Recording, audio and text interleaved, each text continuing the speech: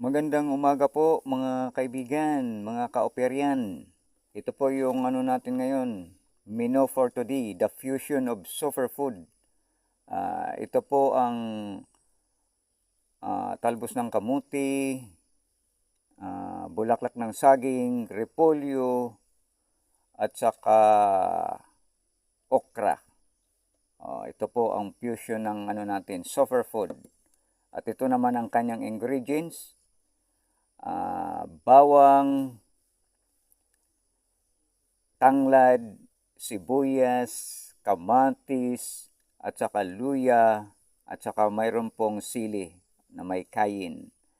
Ang maganda po nito, dahil ito pong bakit marami ang kamatis, ito po ang nagbibigay ng lasa. Ito po ang tinatawag na natural stimulant.